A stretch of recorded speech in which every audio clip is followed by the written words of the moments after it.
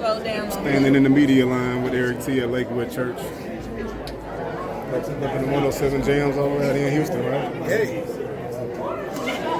y'all do? How do we get here, Erik? We drove from Lake Charles. Courtesy You're of. not telling y'all how. Courtesy of FGM Records, LC. Appreciate you guys very much. Man, Chico, all of y'all, FGM, thank you very much. See what it's about, man.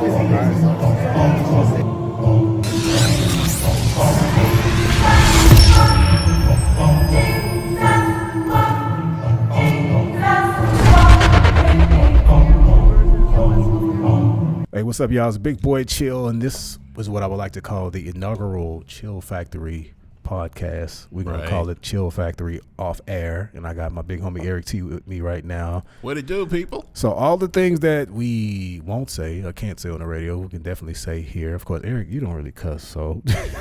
Yeah, I'm already censored. That's just me. I told Erik, I said, we're going to call it Chill Factory Uncensored, and he was like... are you the one that's going to be censored? Yeah. I Because was like, no.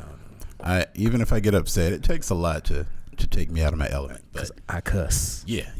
I cuss. So any profanity-laced language is coming from my left.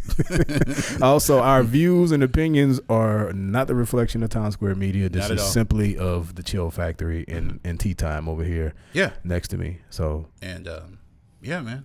So we here. This is the first one. We've been talking about this for a minute. We have.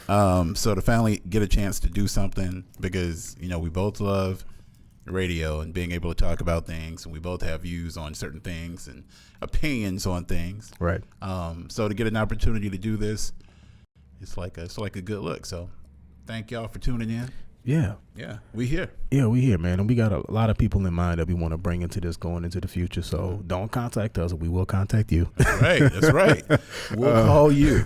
You say you got your people pick. We do have our people pick for this, man. So you'll see it coming soon. There's a lot of special folks out there that need to get their flowers while they're here. Right, most definitely. So the big reason why we finally pushed to do this, we've been putting it off, was that we got invited. Mm-hmm. By our good friend LC at Def Jam Records, at Def Jam Recordings. Good people. To attend the Sunday service at Lakewood Church in Houston, featuring Kanye West and the Sunday Service Collective. Mm-hmm. And I will say this, aside of all of your personal opinions, and we're going to get into that, it was nothing short of amazing. It was. I actually got on Instagram, and I was like, who is the choir director? And Sid Angelo hit me up. Shout out Big Sid. And he told me, see if I can look it up right quick. And believe me, I don't do this on the radio. I do like to be prepared. Unfortunately, at this very moment, I am off the air. won't. I'm trying to find something right quick. But he told me the guy's name was Jason White. So I actually looked up Jason White because, when you tell me something, I'm going to go look it up and find out what's going on with him. But I just want to give Jason White props because this dude truly had, had them doing their thing. Right. And he used to be a member of the West Angeles Kojic Mass Choir. But from what I'm hearing, when I was reading up on him, the request came for him to find 100 singers and a band. So what we saw in Houston was, if not all 100, which I think it was, but it was a good majority of the singers and the band. And when I tell you they had it polished, they were complete, flawless. And I could talk about something else too in a little bit, but I just want to give props to Jason, and I want to give a props to Sunday Service, because I think for the longest we thought, which it could kind of, I guess, have a double meaning, but Sunday Service is more than just what it is. Right. Sunday Service is actually all the singers and the band and everybody together. So 2020, we need to be getting a Sunday Service album. Yeah. Live studio, however you guys want to do it. But it took me back, being from Mississippi. It took me back to Mississippi Mass Choir, Georgia Mass Choir, Florida Mass Choir, just where the harmonies were together. And the choir director really did his thing, really had everybody in line, from tenors to falsetto, They were in point. They were Sopranos. Yeah, they did.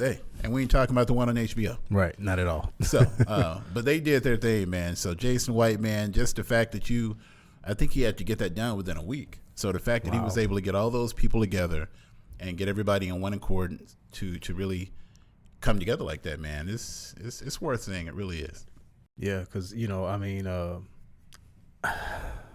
so many different ways we can take this. Yeah. Yeah. I will say, when Elsie first hit me up, and it's not a personal situation, I was a little hesitant because I was too. I really didn't know what to expect, and I have to admit, I guess I did something that we shouldn't do. I kind of prejudged the situation because I didn't really know what I was going into, and I was like, do I really want to see Kanye doing this? Which I'm happy for him, because it's not my I don't know what a person's journey is as far as their religion call and things of that nature. So I hit up Chill, and I was like, man, you want to check this out? And even when I called my son to ask him if he wanted to go, he was like, I'm kind of torn. I mean, everybody's kind of torn. And it was funny, as you're calling me, our guy is texting me as well. Hey, Chill, you want to? I was like, man, I had to think about it for a little bit, and I was like, sure, why not? Yeah, and I mean, it was an experience. I mean, if you were going to expect with the snippet the old Kanye, it's not the old Kanye. Like, you're not going to get the gold digger. You're not going to get, even though he from what I'm hearing, like, a lot of the stuff he's going to do, and he's going to flip the lyrics to change, which he could do that. Yeah, because he was performing, and he was actually like rapping the lyrics off his phone. Yeah. So I think it's noticeable that he changed the lyrics for he's still getting comfortable. Jesus Walks and stuff like that. And like I said, he could do that. You could do Touch the Sky. You could actually do All Fall Down. I mean, you could do Good Life. I mean, it's a lot of that stuff that could actually have a different meaning with lyrics and could come out being just as big as they were. The one thing we both agreed on watching it was that he looked happy. Yeah, man. His kids were running around on the stage. The two older kids, North and Saint. Yeah, they were running around on stage, and I thought it was real cool. To be able to have your children around you like that, and you definitely couldn't do that when he was performing the way he was in the past. Not without them being on stage with headphones. So I mean, the fact that he actually had his kids by him, and the other kids were side of the stage too. Kim was there, his wife was there. And they were like, the kids were running free on stage. And what makes a child happy is to see their parent happy. Right. And you could tell that they were looking at their dad in an element where he really enjoyed and what he, loved what he was doing. And, I mean, he really looked at peace. Like, he looked at, and another thing I was thinking about too, it wasn't so much about him. Like, if you think about it, we didn't even see him. I mean, he let the choir come out and do the choir performed for like 30 minutes before he even said anything. It was no light. I mean, he didn't want to take away the attention from what it was. So that showed me, as much as he was kind of a narcissist back in the day, right, that he is actually finally getting to the point of, if he's actually on this call and this journey, that you have to kind of step back and allow those others to within shine. This maybe hour and a half long performance. Man, I was thinking about 2 hours. He may, truthfully, in that time he may have done. You can say, he did 5 of his songs, but he only rapped maybe 5 verses. Yeah. I mean, it was really about Sunday service more than it was anything else. He even did "Father Stretch My Hand" and basically just on the chorus part. So he gave Sunday service a chance to really shine, and that showed me that I really feel like he's sincere, as far as this journey and what he's doing with the music. I took another listen to the album because the first time I got it, I just kind of skimmed through it. Yeah, but I actually went back and listened to the album, and I mean, he's sang. But a lot of folks would be quick to say, well, now he's doing this, but he's been on this journey for a minute. For all the way back from Jesus Walk, which was one of his biggest songs. So he's kind of been on that journey of kind of at least putting that in, some of his lyrics. So I don't think it was a sudden change. I think it just seemed like a sudden change to those that were expecting for him to keep doing some of the other stuff he was doing. I think my biggest thing overall, like I say, I was hesitant because of y'all. Y'all like to judge, Yeah, man. We Christians, boy, we judgy. We can be very judgy because I feel like I done been judged a little bit by some people close to me for going. But hey, already happened. Whatever, Look, let me tell you something. I was there. I was invited because if you would have been like, chill, let's go, I probably I don't know. And here's the thing, because I see so many comments online about money and stuff. Right. These tickets were given away for free. For free. Now there were some sinners. Yeah, there were got tickets and was selling them for $500 a piece. And for anybody that bought them, Hey, come on now. You goofy. Come on. But we were media, so we was right in there with 97.9 The Box. Magic 102 out of Beaumont, a station out of San Antonio. Yeah, it was a lot of even a station out of Houston as well. So it was all media people. We were we were let in really before everybody else was. Yeah, we were able to get up in there and had a real nice view of the entire night and everything. As a matter of fact, we caught some things that I'm kind of embarrassed that I saw. Yeah, buddy. But don't feel bad. It wasn't just our people. No, because it was a diverse group of people in there, and they was all doing the most. Man, the way it's like for a minute they forgot that was the church. Yeah, it's the way they were running, trying to get to their seats. Matter of fact, if you follow Chill's Instagram, you can see video footage. I put a nice little recap together for y'all. I'm telling you, people like running to get to seats and stuff, and that was just kind of embarrassing because it wasn't really a bad seat in the house, at all. And it wasn't a Kanye West concert, so I don't know if a lot of folks that came thought that's what it was going to be. Although I did look to the floor and see some of the crowd, and they knew the lyrics. Oh, to everything from Jesus is King, right? Yeah, so, from the new project. Yeah, they did. But so yeah, that was kind of a shocker to me to see that because I've never seen that before at a concert, right? Or an event of this magnitude. So yeah, like the tickets weren't for sale, no. and this explains something. There has to be tickets because if there wouldn't have been any order, and stuff is never 100% in order once you get there. Mm-hmm. But if it would have been hey, come one, come all, it would have been chaos. Yeah. So they did the right thing in the way that they did it. We were invited, like I said, by Def Jam Recording. So, it was another thing. It was one of those things for both of us where we were like, I've always been a fan of Kanye. I have not been a fan of things he's done as of recently. Right. He's on probation with me. Okay. Even though I was there that week, it's not like, I'm just pro Kanye now. No, I don't own any Yeezys. I hadn't bought anything. I can't afford it. Yeah, you know what I'm saying? I'm in radio. But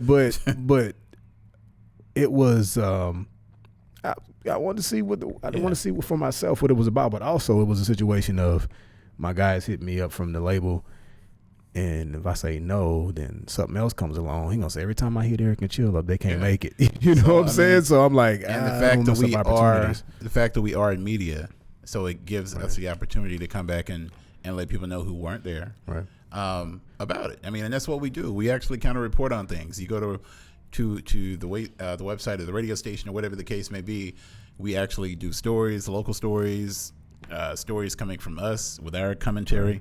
So and it's just something to talk about. So I will say, if it comes to your area and you're possibly able to get tickets, I would say, check it out for yourself.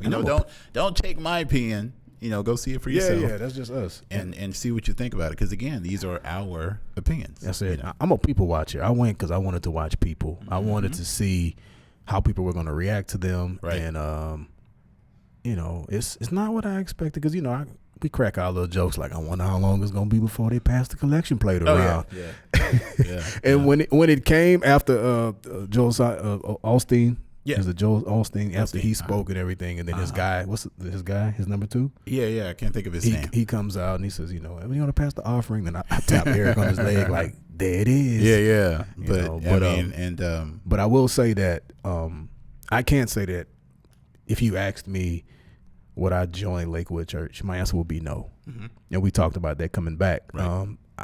I'm Catholic, but I've visited other churches as well, and I like to be able to talk to my priest or my minister or pastor, whatever. I like to be able to shake his hand and actually know this person, and there's 40,000 members in that church, man. It's hard. It's hard. Not saying that he can't, but it's just hard to know everybody individually with people joining and leaving or coming back. For those that are there, not knocking it.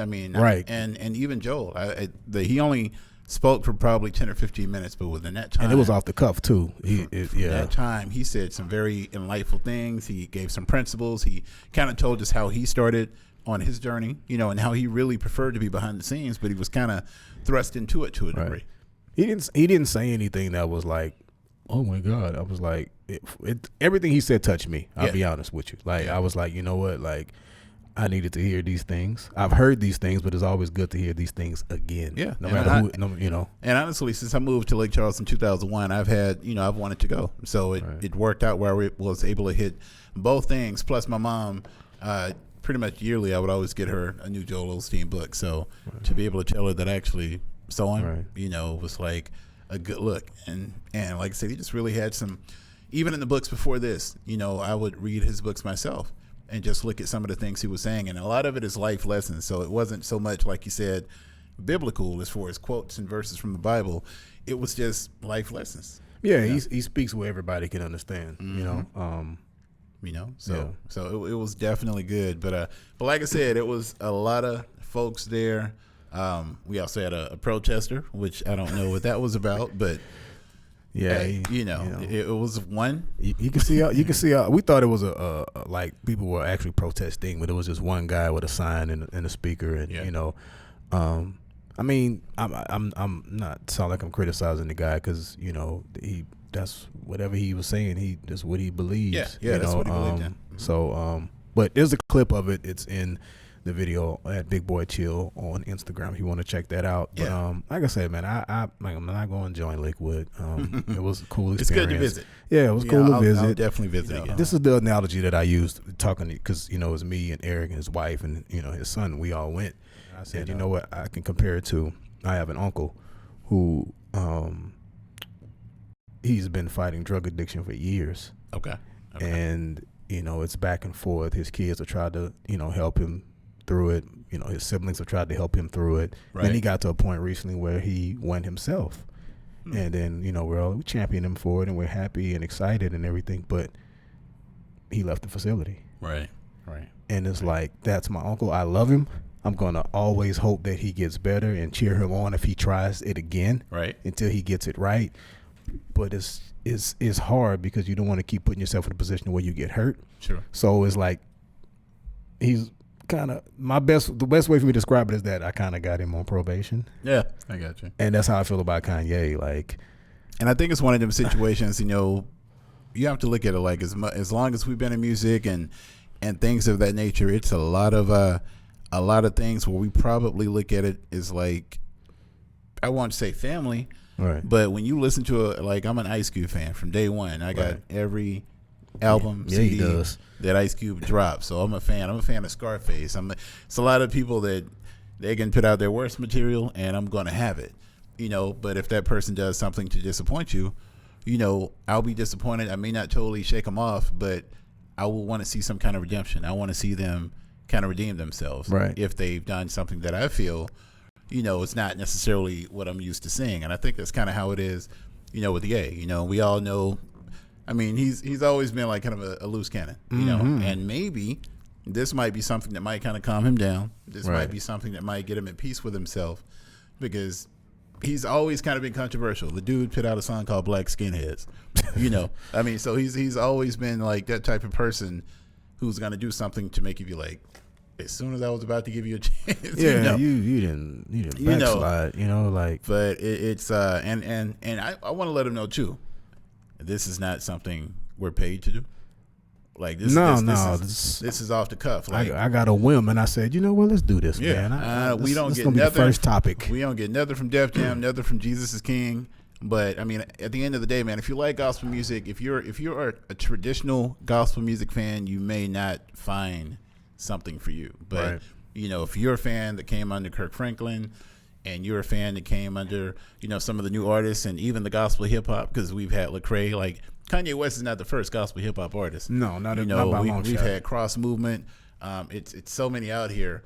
So if you're into kind of a non-traditional or a contemporary, then you could probably get into this. But you've also had people leave gospel to do secular music. Yeah, you have. Here he is doing secular music, and he's leaving that to do gospel. And going gospel. Right. And then I sent a clip to Chill the other day. It seems like he's in the studio with Dr. Dre getting ready for Jesus is King 2. So that's going to be interesting to see how that works up, Right. Because I hear when they were working on part 1, he had like everybody that was contributing to the album, if they weren't married, they had to abstain from extracurricular activities. Yeah, he has some. So, we know Dre in the Chronic. So I just want to know how that's going to work out in this process of making this album. But I think it just comes down, man, like, people going to judge you, man. Yeah, man. And if you know you're doing good, by yourself, by other people, just by God's standards, man, you just got to do you and not worry about what anybody gonna say. Because if you're not, then when that time comes, you're gonna have to answer for it. You got to appease yourself. Yeah. You got ain't nobody going to the electric company and paying a bill with you. Nobody's taking up that car note with you but yourself.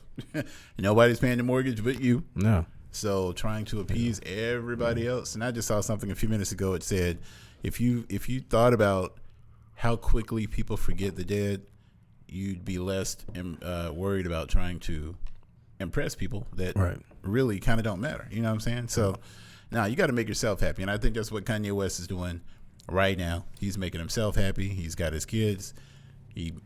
4 kids now. So he obviously wants a big family. He's loving his wife. And I mean, who knows? This could be a situation where with what him doing with the gospel, he might be, changing souls, or he might be converting people over that could be that drug user, or could be that alcoholic, or could be whatever the case may be. But this might be something that might make them say, man, this just listening to this album or hearing him or seeing his journey makes me want to do better for my family. Yeah, because even if, like I say, I got him on probation, even if he does do something that strays away from what it is he's doing now, I'm not gonna hate him, but in that process, hopefully, maybe some people have gotten saved through that. Right. And I just hope he can always continue to seek help and to be a better person and not be so spastic and say some of these things that he says sometimes. And that's really why a lot of people don't like him. They don't like him because of the Donald Trump stuff, and I get that. I'm not a fan of the president. I don't hate him. I don't hate nobody. Yeah. But that was his opinions. Yeah. You either agree with him or you don't. I didn't agree with him. But and that was the thing about it. Like, when did it stop from a person having an opinion? Right. And when did we have to get to the point that where everybody has to agree the same? And of course, not just Donald Trump. He made the slavery comments that were totally wrong. I mean, he's he just Taylor Swift. I mean, he talked about Amber Rose after they broke up. I mean, it's like at the end of the day, look what he did for Jay-Z. I never dismissed him. I wasn't pleased by the things he was doing and saying. Mm-hmm. And I always prayed that he would get help and get better, to correct these things, And this might be it. Right. This might be that journey. So, man, but that's cool. That's cool. That's pretty much not a whole lot. And guess what, Chill? What? It's uncensored, but you didn't curse. I didn't curse. What? We got our intern Brandy in the back. I didn't cuss, Brandy. What? We talking about the Lord, so what Steve Harvey said on that last big comedy special. He said he's not through with me yet. He ain't through with me yet. Yeah, man. God ain't through with me yet. I'm working on me. I always say it ain't what you say, it's how you say it. It's how you say it, man. It's how you say it. But nah, this is it's good. I mean, like I said, if this is what's gonna keep him peaceful and at peace with himself and potentially strengthening his journey with his family, his dad, man, I'm all for it. So, do you, Kanye. At the end of the day, I'm not contributing to your pockets, so I have no say. So regardless, I got to worry about me right now, man. I got my own life. Yeah. So we gonna get it in, but I can't wait to see what this Jesus is King 2 is gonna be like, though. Yeah, because like I said, the Jesus King is a great album. There's one song at the end I was kind of like, yeah, it was short too. And then like the auto tune at the end of it. I got you. This last song kind of demonic. But thou shalt not lie. And we know Dre will put a date on something, and it never happens. Yeah, and we know Kanye will flip a date in a minute too. So, can we get Jesus is King in 2020? Yeah, I mean, y'all putting this out, and we don't see it till 2020. Again, we gonna put Dre on that list. Him and Kanye both on probation, because I don't believe nothing y'all say. Oh man, come on. But yeah, man. So like I said, we're gonna try to do this a little bit more frequently, and I got some other people I'm gonna bring in too. Let's get them in. And just talk. We ain't talking about Kanye. No. We just the only one. Yeah, no more. Just the only one. And again, we're not taking up for him. We're just giving you our point of view on what we've seen. Also, quickly, even with like the the tithing and stuff like that, like I had to tell myself, you really can't expect for them not to take an offering. Yeah. Because they ain't put a gun in your head. They said it's an offering. Yeah, it's not mandatory. And I'm like, I got something out of what pastor said. And also, it's a big old church. Yeah, man. That's a lot of How energy. else they going to pay for this? A lot of energy, a lot of water. I mean, because you can't. It's the old Compact Center. You know, it held 16-something thousand people. Like, that's what the Rockets used to play. Can't expect for this man to come out of his pocket. Like, you know, it's like people, you know, you got all this money, you should do all of this. If I do all of this, I'm going to be broke. But again, like I said, what he does, you know, it's not my business at the end of the day. Right. You know, I'm not a member of the church. No. I won't ever be a member of the church. I get nothing out of this. Nothing. I went, checked it out, and I left. And I got some. Like I said, don't get me wrong. I did get something out of it. Yeah, I don't. Y'all stop judging people, man. Especially if you didn't go, man. They say. Who is they? Who is they? And I don't care what nobody say at the end of the day. I always say that, like, but there's still like there's maybe 10%, 5% of me that do care. Mm-hmm. But the majority of me, I don't really care what nobody else think or got to say. I don't. So do you? If you watching this right now and you like, guess what? I don't care. Do you? I don't care what you think. No, man, it's good. But because when all of this is over, it's just gonna be me. I came in here by myself. I'm gonna leave by myself. And that's how it's gonna be, man. So we'll see. We'll see what happens, man. But yo, thanks, man. Chill. This is dope. Yeah, man. It's a nice little time right here. We didn't bore y'all, and I want to tell y'll who I'm about to bring in here next. Like, it's happening, but maybe I shouldn't tell y'all. Oh boy. We're gonna hold off. Anticipation. But I do have another special guest coming in real soon, and I think it's somebody I really want to hear from, and he got some stories for y'all. That's all I'm gonna say. Oh, it's gonna be like that? Yeah. Okay. Big time. All right. So well, that's cool, man. Well, thank y'all for tuning in, man. It's been a blast, and man, you know, I guess let us know what you think. Yeah, man. Chill Factory off the air. This is what it is, and we're just gonna see where it's gonna go from here. That's right. All right. Peace.